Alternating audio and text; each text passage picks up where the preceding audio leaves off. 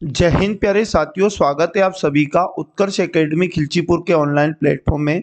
प्यारे साथियों, इस वीडियो में हम लोग दिल्ली पुलिस कांस्टेबल एग्जाम 2023 के लिए जीके एंड जीएस का पार्ट 6 नंबर का आज हम लोग डिस्कस करेंगे। इससे पहले हमारे 5 पार्ट कंप्लीट हो चुके हैं। यदि आपने बाकी के पार्ट नहीं देखे तो प्लेलिस्ट आपको मिल जाएगी, जहां जाकर आप बाकी के पार्ट भी देख सकते हैं। प्यारे साथियों, बिल्कुल सेलेक्टेड और इम्पोर्टेंट क्वेश्चन इस वीडियो में लिए गए हैं, इसलिए लास्ट तक इस पूरे वीडियो में आपको बने रहना है। यकीन मानिएगा, एग्जाम के अंदर जरूर पूरे क्वेश्चन इसी सीरीज से आपको देखने को मिलेंगे, इसलिए पर डे आप इस सीरीज के साथ जुड़ जाएं। आज का पहला और मोस्ट इम्पोर्टेंट क्वेश्चन हमारे पास है, निम्नलिखित में से कौन सा विटामिन ए का सबसे अच्छा स्रोत है? तो विटामिन ए का सबसे अच्छा स्रोत आपको गाजर याद रखना है। ऑप्शन नंबर 3 इसका करेक्ट आंसर हो जाएगा। एग्जाम में विटामिन ए का रासायनिक नाम आपसे पूछ सकता है, तो रेटिनॉल आपको याद रखना है। और विटामिन ए की कमी से रतौंधी रोग हो जाता है, तो इतनी जानकारी भी आपको इसके साथ में याद रखना है। अगला क्वेश्चन है, लोकसभा में उत्तर प्रदेश को कितनी सीटें आवंटित की जाती है?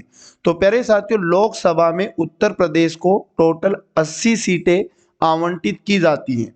अब अगर एग्जाम में पूछ ले ये 25 सीटें किस राज्य से आती हैं, तो आपको राजस्थान याद रखना है। और उसके बाद 39 सीटें आपको याद रखिएगा, ये तमिलनाडु से राज्य से आती है। और उसके बाद 48 सीटों की अगर बात करें तो ये महाराष्ट्र राज्य से आती हैं। अगला क्वेश्चन हमारे पास है, उस वायुमंडलीय परत का नाम बताइए जो पूरी तरह से बादल रहित और जलवाष्प से मुक्त हैं। तो उस वायुमंडलीय परत का नाम आप याद रखिएगा, तापमंडल। ऑप्शन नंबर 2 करेक्ट हो जाएगा। ये परत बादल रहित और जल वाष्प से मुक्त परत है। अगला क्वेश्चन है हमारे पास, विश्व एड्स दिवस 2022 की थीम क्या है? आईएमपी क्वेश्चन है, याद रखिएगा।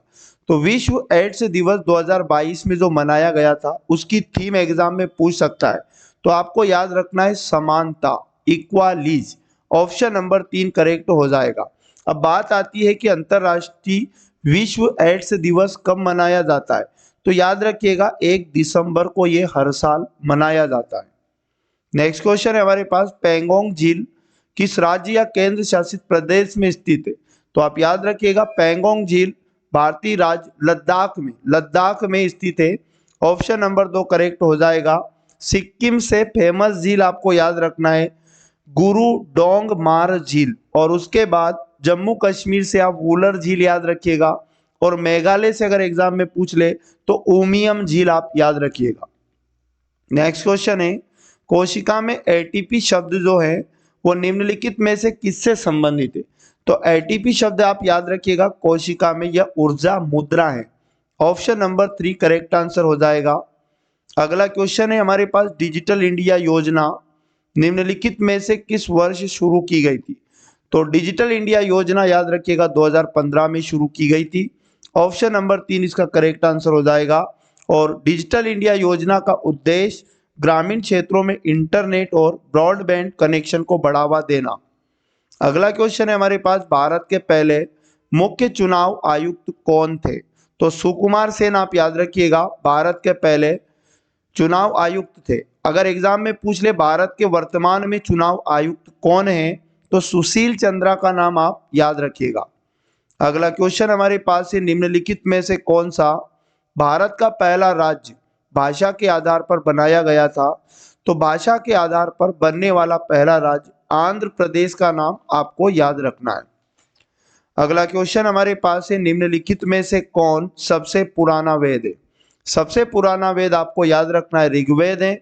ऑप्शन नंबर 2 करेक्ट हो जाएगा। अगर एग्जाम में पूछ ले सबसे बाद का वेद, तो आप अथर्ववेद का नाम याद रखिएगा। अगला क्वेश्चन है, भारतीय फुटबॉल टीम के पूर्व कप्तान किनका अगस्त 2022 में निधन हो गया है? तो फुटबॉल टीम के पूर्व कप्तान याद रखिएगा, भारतीय फुटबॉल टीम के हैं ये, समर बद्दू बनर्जी। ऑप्शन नंबर 4 इसका करेक्ट आंसर आप याद रखिएगा। अगला क्वेश्चन है हमारे पास, किस दिन को अंतर्राष्ट्रीय मानव एकता दिवस के रूप में मनाया जाता है? तो अंतर्राष्ट्रीय मानव एकता दिवस के रूप में प्रतिवर्ष 20 दिसंबर को मनाया जाता है। ऑप्शन नंबर 2 इसका करेक्ट आंसर हो जाएगा। 19 दिसंबर से इंपॉर्टेंट दिवस आता है गोवा मुक्ति दिवस, ये भी आप याद रखिएगा। और 22 दिसंबर भी इंपॉर्टेंट दिवस मनाया जाता है राष्ट्रीय गणित दिवस। अगला क्वेश्चन है हमारे पास, कैल्शियम हाइपोक्लोराइट को आमतौर पर किस नाम से जाना जाता है? तो कैल्शियम हाइपोक्लोराइट को आमतौर पर याद रखिएगा ब्लीचिंग पाउडर के नाम से जाना जाता है। ऑप्शन नंबर 2 करेक्ट आंसर हो जाएगा। अगले क्वेश्चन की यदि बात की जाए नेक्स्ट 14 नंबर की, श्रीलंका में राजनीतिक और आर्थिक संकट के कारण जो एशिया कप 2022 था उसको कहां स्थानांतरित कर दिया गया था?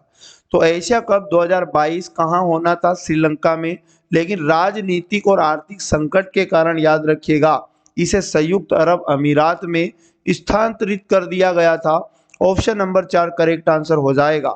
एशिया कप 2022 से जरूर एग्जाम में क्वेश्चन आएगा।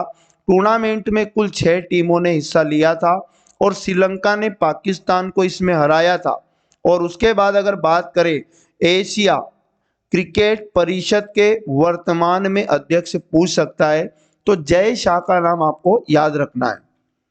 अगला क्वेश्चन है हमारे पास, किस युद्ध ने सिंहासन पर औरंगजेब के आधिपत्य की पुष्टि की थी?